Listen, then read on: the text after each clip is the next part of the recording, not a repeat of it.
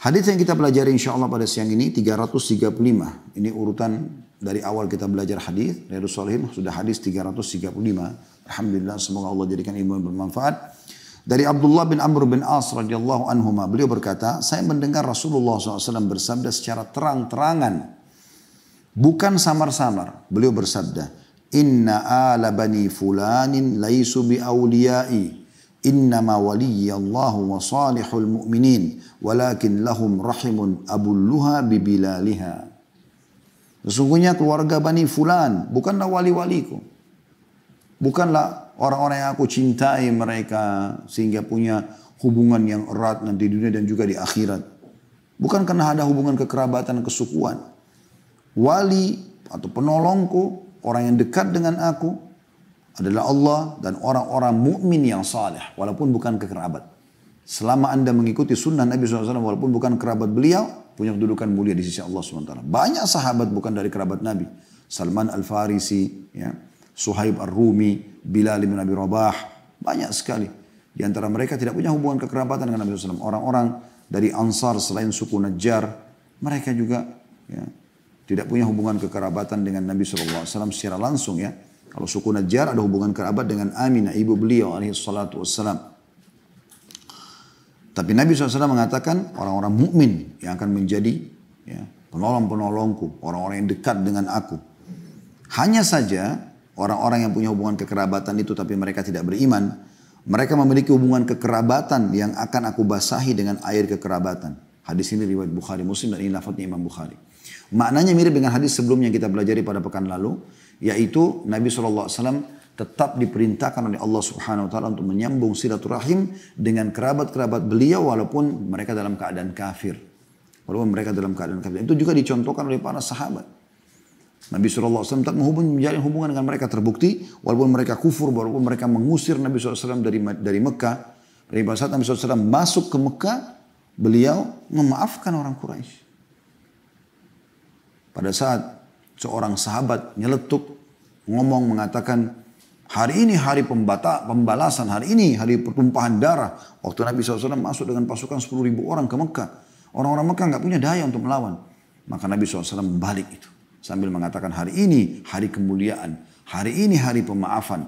Maka Nabi SAW kumpulkan orang Quraisy di Gunung Safa. Kemudian mengingatkan mereka tentang bahayanya syirik kepada Allah Subhanahu Wa Taala. Bahwasanya tradisi jahiliyah semua di kaki beliau dihilangkan semua, makan bangkai, sembah berhala, segala macam dihilangkan semua. Nah, tapi beliau mengatakan, wahai Quraisy, kira-kira apa yang aku lakukan kepada kalian? Panglima perang masuk dengan pasukannya, umumnya semua membantai. Harta mereka akan disita, jadi ghanimah harta rampasan perang. Maka ada di antara mereka mengatakan, wahai Muhammad, kau adalah orang yang baik, kau adalah punya hubungan kerabat dengan kami. Kata Nabi SAW, hari ini aku memaafkan kalian. Maka semua harta mereka kembali kepada mereka, mereka pun tidak menjadi budak. Dengan itu, subhanallah, sampai hari ini dan sampai menjadi hari kiamat, Mekah menjadi kota Islam. Bagaimana Nabi SAW tetap menjaga silaturahim beliau, gitu kan? Kekerabatan beliau. Bahkan Nabi SAW melakukan pernikahan agar bisa memiliki hubungan kekerabatan. Nabi SAW menikah dengan ya, sepupu-sepupu beliau untuk lebih mengeratkan lagi, itu ada Zainab binti Jahash, ya. Kemudian juga ada dari orang suku Yahudi, ada Sofiyah, ya.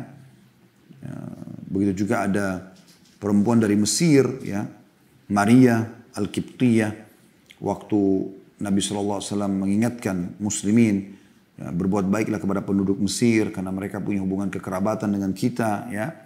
Kekerabatannya maksudnya adalah kekerabatan Hajar, istrinya Ibrahim AS yang kakek kesekiannya Nabi Muhammad SAW, orang dari Mesir. Nabi SAW juga memiliki Maria, yang lahir dari Maria ini, radhiyallahu anha, anaknya Ibrahim, alaihissalatu wassalam. Ya. Maka punya hubungan kekerabatan dengan orang-orang Mesir. Nah, Nabi SAW tetap menjaga hubungan tersebut. Tetapi, perlu digarisbawahi saya katakan tadi, kekerabatan ini tidak bisa memberikan manfaat apapun untuk menyelamatkan dari api neraka kalau mereka dalam keadaan kufur. Ya.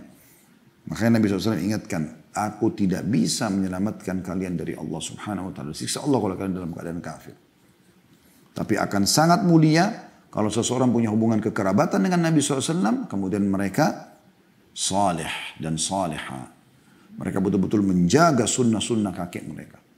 Dan kita sayangkan sekali ada sebagian ahli bait, ya, alaihimussalatu wassalam, kita katakan itu karena dalam salat kita mengatakan Allahumma salli ala Muhammadin wa ala ali Muhammad. Kita doakan, kita bacakan salawat kepada Nabi Muhammad SAW dan keluarganya. Keturunannya terus akan menjalan sampai hari kiamat, kita bacakan salam kepada mereka. Dalam salat kita di sunnah ataupun salat wajib. Kita sayangkan ada di antara mereka justru menjadi orang-orang Syiah yang memerangi, ya, istri-istri Nabi SAW. Mengkafirkan Aisyah, mengkafirkan mertua Nabi SAW, Abu Bakar sama Umar, melaknat mereka. Sama saja menghina Nabi SAW seakan-akan Nabi salah pilih istri atau salah pilih mertua. Anda lebih baik dari atau Nabi Muhammad SAW. Sayang. Harusnya para ahli bait, para habaib yang kita hormatin, harusnya menjadi contoh dan di saf depan membela sunnah-sunnah kakek antum.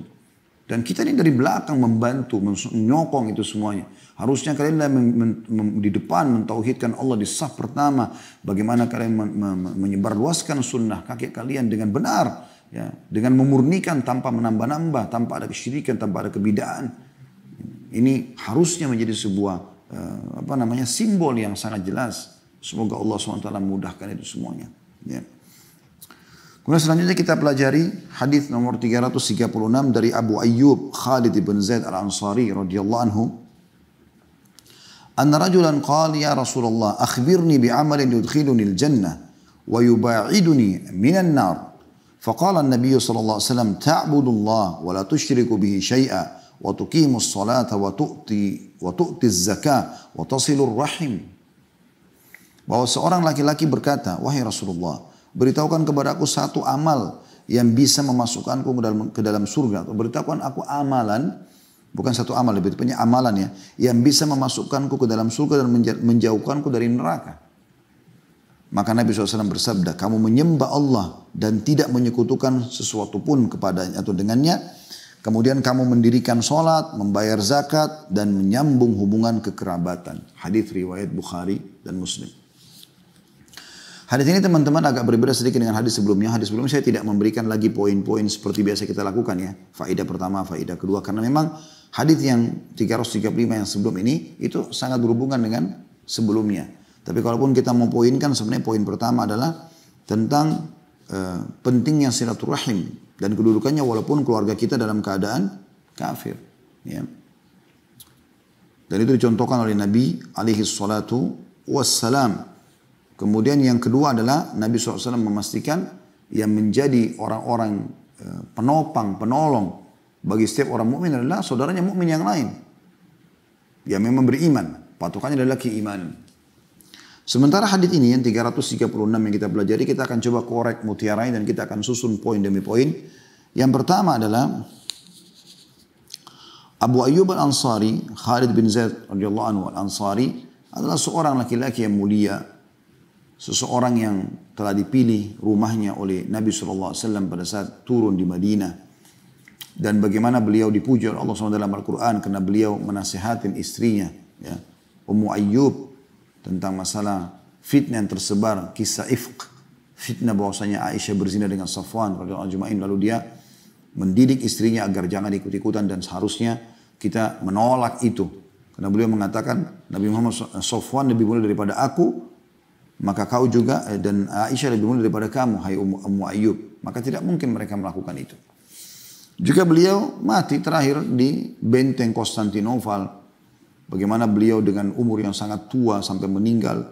Ya, beliau berharap pada saat mati di bawah kepemimpinan Yazid bin Muawiyah rahimahullah. Ya, ayah anaknya Muawiyah radhiyallahu anhu memimpin pasukan untuk menyerang benteng Konstantinopel untuk mengejar keutamaan tentu di sana. Sampai Abu Ayyub ikut dan meninggal dunia dan dia minta dikubur di depan benteng tersebut. Ya. Sampai hari ini orang-orang Turki masih mengenang tempatnya. Allahu a'lam tentang kebenarannya. Tapi yang jelas Abu Ayyub radhiyallahu anhu meninggal mati syahid karena pergi berperang ingin membebaskan Konstantinopel. Abu Ayyub al-Ansari ini mutiara pertama adalah seorang sahabat yang mulia dan beliau termasuk orang-orang yang pertama masuk Islam dari kalangan Ansar dan beliau mati syahid tentunya di akhir hidupnya. Ada kisah sendiri, sudah saya bahas ini, bisa teman-teman kembali ke playlist YouTube, kisah serial Tabligh Akbar Sirah Sahabat tentang Abu Ayyub al-Ansari, panjang lebar tentu saya jelaskan itu. Mutiara yang kedua, beliau menceritakan tentang ada seseorang bertanya kepada Nabi SAW, dan ini pertanyaan luar biasa teman-teman. Ini menandakan keimanan seseorang. Pertanyaannya luar biasa. Dia mengatakan, ya Rasulullah, wahai utusan Allah, akhbirni bi'amalin yudkhiluni jannah wa yuba'iduni minan nar. Wahai Rasulullah, beritahukan aku amalan yang memastikan aku bisa masuk surga, memastikan aku jauh dari api neraka. Ini luar biasa. Sebenarnya, pertama ini seakan-akan lafadznya umum ya. Tapi beliau ingin sebuah hal yang khusus. Tentu orang ini tahu kalau semua amal soleh dikerjakan akan masuk ke dalam surga. Juga kalau meninggalkan semua dosa akan selamat dari api neraka. Tapi dia ingin amalan yang Anda perintahkan kepadaku ya Rasulullah, aku lebih banyak fokus di situ. Lebih konsentrasi. Dan ini mutiara yang kedua adalah bagaimana cerdasnya sahabat ini bertanya, walaupun sini tidak disebutkan namanya, tentang amal yang bisa masuk ke dalam surga dan selamat dari api neraka. Dan harusnya setiap muslim selalu berpikir ini. Target utama kita bukan punya rumah mewah di bumi, di dunia ini. Bukan punya pasangan yang cantik atau gagah, sempurna. Bukan hanya punya keturunan. Bukan hanya punya titel akademik. Bukan itu targetnya. Itu hanya pelengkap dunia ini. Hayatud dunia. Target utama akhi dan ukhti adalah selamat dari neraka. Masuk ke dalam surga. Itu tanamkan judul utama hidup kita. Masuk ke surga, selamat dari neraka. Itu judul hidup seorang mukmin. Gak ada yang lain. Sehingga dia melalui roda kehidupan ini, kalaupun dia satu suami, dia akan kejar surga dari istri dan anaknya. Dia akan coba selamat dari api neraka, agar jangan sampai istri dan anaknya menjadi penyebab dia masuk ke neraka. Seorang istri juga begitu, akan kejar surga dari suaminya. Dia takut melanggar hukum Allah pada suaminya, supaya jangan masuk neraka. Anak pada orang tua pada anak. Gitu kan. Kemudian tetangga dengan tetangga, muslim dan muslimah, muslim sama orang-orang kafir, bahkan sama hewan-hewan dan makhluk Allah yang lain. Sampai pernah ada dalam hadis Bukhari, seseorang kata Nabi SAW, orang sebelum kalian pernah kehausan. Dia turun ke sumur, lalu dia minum air. Begitu dia keluar, ditemukan ada anjing yang mengeluarkan lidahnya. Sampai karena hausnya, sampai lidahnya sampai ke tanah. Ya, menurunkan kepala, haus sekali. Maka dia berkata pada dirinya, sesungguhnya ya, anjing ini telah merasakan haus sebagaimana saya merasakan haus. Dia pun turun. Dia buka sepatunya, kata Nabi SAW, satu, diisi dengan air, lalu dia gigit sepatu tersebut, bagian depannya supaya airnya tidak tumpah, lalu dia manjat keluar dari sumur, lalu kemudian dia minumkan air tersebut. Maka Allah berterima kasih padanya, gitu kan? Maka Allah Allah maafkan kesalahannya. Riwayat lain, Allah masukkan ke dalam surga. Maka sahabat bertanya, ya Rasulullah, apakah kami dapat pahala dari hewan-hewan? Kata Nabi SAW, di semua jenud nyawa kehidupan ada pahala. Orang mukmin selalu targetnya begitu. Kalau dia judul hidupnya adalah masuk ke surga, selamat dari neraka, maka dia akan berbuat amal baik, perintah-perintah Allah, dia kejar keutamaannya, dan juga dia akan menjauhi semua larangan agar jangan masuk ke neraka. Ini sekali lagi judul hidup kita, target utama, nggak ada yang lain udah. Bagaimana masuk surga, selamat dari neraka, selesai. Dan itu akan ada konsekuensi, tak patuh kepada Allah dan menjauhi larangannya, atau mengerjakan perintah dan meninggalkan larangan.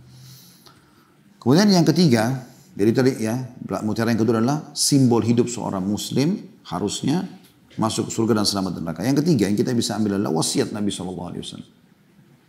Wasiat pertama untuk masuk ke dalam surga, dan ini luar biasa pentingnya. Ta'budullaha wa la tusyriku bihi syai'a. Kau memurnikan ibadahmu kepada Allah. Ibadah itu semua perkataan, perbuatan yang dicipta dan diperintahkan oleh Allah Subhanahu wa taala. Dan tidak menyekutukan sesuatu pun dengan Allah. Ini asas luar biasa dalam ibadah, teman-teman sekalian. Banyak orang ibadah tapi syirik kepada Allah SWT. Gak diterima amal. Ya. Gak boleh.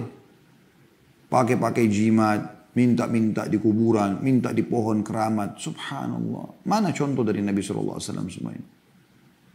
Nabi SAW pernah melihat seorang sahabat menggunakan gelang dari kuningan, lalu Nabi SAW tanya, untuk apa ini? Dia bilang, untuk menyelamatkan dari mara bahaya. Kata Nabi SAW, kalau seandainya kau meninggal dan masalah di tanganmu, ya, maka kau tidak akan pernah beruntung selamanya. Dia tidak akan menambah kau kecuali kecelakaan. Ya. Maka ini peringatan dari Nabi SAW. Dan beliau mengatakan, man allaka tamimatan faqad asyrak. Siapa yang menggantung jimat di tubuhnya, maka dia telah syirik kepada Allah. Enggak boleh. Sholat tapi pakai jimat. Dikalungkan kah? Taruh di gelang, apalah segala macam. Pakai susuk. pergi ke dukun, ini syirik kepada Allah Subhanahu wa taala. Orang mukmin sudah diajarkan Tuhanmu Allah. Allah mengatakan dalam Al-Qur'an, "A'udzubillahi minasyaitonir wa idza sa'alaka 'ibadi anni fa inni qarib. Ujibu da'watad da'i idza da'an falyastajibu li wal yu'minu la'allahum yarshudun." Hai Muhammad, kalau ditanyakan kepadamu tentang aku, kata Allah, Tuhan alam semesta, katakan aku sangat dekat. Aku akan menjawab permintaan-permintaan mereka. Maka mereka harusnya beriman kepadaku, memohon kepadaku, agar mereka dapat petunjuk. Para sahabat Nabi Ridwanullah alaihim, kalau sendalnya putus, minta kepada Allah, ya Allah sendal saya putus, gantikanlah. Allah mau kita manja kok. Ngapain kita gak manja? Ngapain lintas alam ke dukun, bermain syaitan, berikan syarat ini syarat itu. Banyak muslim dan muslimah, na'udzubillah, membatalkan keislamannya tanpa dia sadari. Atau bahkan mungkin dia sadari tapi dia gak mau tahu. Akhi dan ukhti, mau suami saya, mau istri saya, pakai alam kita manusia. Senyum, ramah, ya. Penuhi kebutuhannya semampu kita. Buat dia gembira. Cinta kok, selesai. Nggak usah bawa fotonya ke dukun. Sengaja buat buhul-buhul, lilit-lilit. Haram dalam Islam, syirik. Batal keislaman Anda, bahaya sekali. Nggak perlu. Pakai raja-raja, pakai ini, pakai tulang hewan, gigi hewan, apalah segala macam. Wa na'udzubillah min dzalik. Nggak boleh. Bisa tidak masuk surga, maksudnya ke neraka. Jangan buat kesyirikan. Tidak boleh. Jadi harus hati-hati sekali. Ya. Kalau di Indonesia ini kayak biasa gitu. Untuk menikah sama seseorang harus ke dukun. Na'udzubillah. Kata Nabi SAW, siapa yang mendatangi dukun, arraf, au kahinan, yang tahu masa lalu atau yang tahu akan datang. Dukun, peramal, penyihir, semua sama. Maka dia tidak diterima sholatnya 40 hari. Kalau dia percaya, dia telah kufur kepada apa yang diturunkan kepada Muhammad SAW. Nggak boleh. Jangan lintas alam. Mau bekerja, mau dapat rezeki, bukan dengan cara kedukun, sebar-sebar air ini apa segala macam. Nggak perlu. Kuasai ilmunya, cari sumber halal, modalnya halal, sistemnya halal, produknya halal. Untung saya praktisi teman-teman sekalian dalam bisnis. Maju Masya Allah tanpa harus ada buhul-buhul. Kenapa harus syirik kepada Allah SWT? Kenapa harus lariskan baksonya, nasi gorengnya, semua makanannya, restorannya dengan buhul, dengan pelaris? Kenapa? Kenapa harus lariskan pakaiannya dan segala macam di pasar dengan buhul? Haram dalam Islam. Syirik kepada Allah SWT. Bisa terharamkan Anda masuk ke dalam surga, akhi dan ukhti. Ingat, sederhana, mau untung, modal halal. Produk halal, sistem halal. Demi Allah untung. Para nabi-nabi sudah praktikin. Nabi Muhammad SAW berdagang. Dan berhasil. Alaihissalatu wassalam. Para sahabat. Aisyah mengatakan tentang Abu Bakar radhiyallahu anhu. Kana atjar Quraisy hatta dakhala fil imara. Dia adalah orang paling mahirnya orang Quraisy dalam berdagang. Sampai dia masuk ke pemerintahan. Baru dia fokus urus pemerintahan. Mereka berdagang. Sa'id bin Musayyib rahimahullah berkata, bahwasanya sahabat-sahabat Nabi Ridwanullah alaihim bertijarah, berbisnis sampai ke Bahar Rum, ke lautan orang-orang Romawi. Akan produk yang benar, jujur, modalnya ada kok. Saya subhanallah pernah ikuti pelatihan perusahaan ya, untuk peningkatan kinerja, produktivitas dan segala macam yang berhubungan dengan masalah peningkatan perusahaan ya. Subhanallah yang dibahas adalah trust, kepercayaan, ya, jujur. Semua agama sudah ajarkan. Kata Nabi SAW, al-bayyani bil khayar malam yatafarraqa. Dua orang transaksi masih punya khiyar, hak untuk memutuskan lanjut atau tidak selama mereka belum berpisah. Fa in sadaqa wa bayyana burika lahuma fi bai'ihima. Kalau dua-duanya jujur, transparan, diberkahi transaksi keduanya. Sederhana kok, Islam sudah ajar dari 1400 tahun. Bukan harus ikuti pelatihan-pelatihan perusahaan luar. Saya ikut itu hari karena memang saya pengen tahu seperti apa sih sebenarnya gambaran mereka. Ternyata subhanallah apa yang mereka ajarkan kaidahnya syariah semua orang muslim bisa lakukan. Walaupun tidak sekolah. Selama dia jujur akan untungku. Insya Allah diberkahi oleh Allah SWT. Jangan syirik teman-teman sekalian. Sembah Allah dalam memurnikannya. Ini asas. Ini mutiara yang ketiga. Mutiara yang keempat wasiat Nabi SAW. Wa tuqimus shalah. Dirikan sholat. Sholat teman-teman sekalian. Jaga sholat. On time. Awal waktu. Begitu mendengar hayya ala sholat. Ayo dirikan sholat. Hayya ala falah. Ayo menuju kepada kemenangan. Jangan lagi punya aktivitas lain. Stop semuanya. Stop semuanya. Sudah selesai. Allah yang panggil. Pencipta langit dan bumi. Muazzin hanya menjalankan syariat Allah subhanahu wa ta'ala. Orang Arab, orang bule, orang hitam dari Afrika, orang Melayu di Asia Tenggara. Sama kalimatnya. Hayya ala sholah, hayya ala falah. Bukan mereka karang-karang itu. Allah yang sedang panggil anda untuk menghadap. Para sahabat menukil athar. Dinukil dari mereka bahwasanya kalau sudah terdengar panggilan azan. Tidak ada yang tinggal. Kecuali orang munafik. Semua langsung ke masjid. Bahkan yang sedang sakit pun ditopang ke masjid. Saya sudah bahas dalam Sahih At-Targhib At-Tarhib yang insya Allah kita akan bahas di hari Jumat. Ya. Ada bahasan kita selepas Jumat jam 1 sampai jam 2 seperti waktu ini kurang lebih. Insya Allah itu masih bab sholat. Dan bagaimana luar biasanya ratusan hadis tentang sholat. Dan saya sudah bahasakan teman-teman. Mau perbaiki apapun. Penyakit mau sembuh. Mau rezekinya luas. Mau rumah tangganya bahagia. Mau hidupnya tenang. Segala macam hal. Mulai dari sholat. Sholat mulai. Jaga sholat semua akan mudah. Makanya Nabi SAW mengatakan. Awal amal hisab hari kiamat adalah sholat. Kalau dia baik maka akan membantu yang lain. Kalau dia buruk akan mengganggu yang lain. Riwayat lain dikatakan maka kalau dia baik beruntunglah dia. Selamat dia. Kalau dia buruk maka celakalah dia. Jaga sholat. 5 waktu terutama. Subuh, duhur, asar, maghrib, isya. Kemudian wasiat yang kelima. Atau mutiara yang kelima yang bisa kita ambil. Wasiat yang ketiga maksudnya. Selain menyembah Allah tidak boleh menunjukkan Allah. Yang kedua sholat. Kemudian menunaikan zakat. Wa tu'tiz zakat. Wa tu'tiz zakat. Dan engkau menunaikan atau mengeluarkan zakat. Bagi orang-orang yang mampu keluarkan zakat dengan 2 syarat mutlak. Haul dan nisab. Haul masa setahun. Anda sendiri boleh tentukan. Biasanya orang supaya mudah ingat Ramadan ke Ramadan. Ya. Ramadan ke Ramadan. Gitu. Jadi kalau Ramadan ini misalnya, atau Anda sekarang, kita kan bukan Ramadan. Ramadan masih bulan April insya Allah. Sekitar 3 bulan 4 ya, dari sekarang. Maka Anda niatkan Ramadan lalu awal haul saya. Nanti Ramadan akan datang ini, begitu datang, tiba, di situ Anda menutup buku lah istilahnya. Melihat berapa tabungan, berapa harta yang ada, selain yang dipakai ya. Kalau dipakai kayak mobil, rumah dipakai nggak dihitung zakatnya. Yang diinvestasikan atau ditabung. Lihat, itu syarat pertama 1 tahun. Yang kedua haul. Kadar minimalnya mencapai nilainya 85 gram emas. Kalau mencapai maka dikeluarkan 2,5%. Lihat nilai emas pada hari Anda sedang menutup haul Anda. Keluarkan zakat. Jangan malas-malesan. Jangan cuma tahu pikir seperti orang kapitalis. Keuntungan aja. Tidak pernah berpikir kebaikan-kebaikan. Zakat adalah rukun Islam. Sampai Abu Bakar memerangi orang-orang yang coba membedakan antara sholat sama zakat. Setelah Nabi SAW meninggal ada yang sebagian suku Arab menolak bayar zakat. Maka Abu Bakar kirim pasukan memerangi mereka. Keluarkan zakat. Zakat mensucikan harta. Dan 2,5% teman-teman setahun sekali. Betul-betul luar biasa kecilnya kasih sayang Allah Subhanahu Wa Taala. Mungkin dalam setahun kita sudah untung 1000% dari modal kita. Mungkin lebih daripada itu. Allah cuma suruh keluarkan 2,5%. Agar bersih, suci. Zakayu zaki artinya pensucian.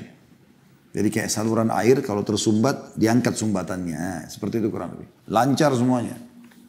Zakat. Mutiara yang keenam yang kita bisa ambil, dan ini wasiat Nabi SAW yang terakhir.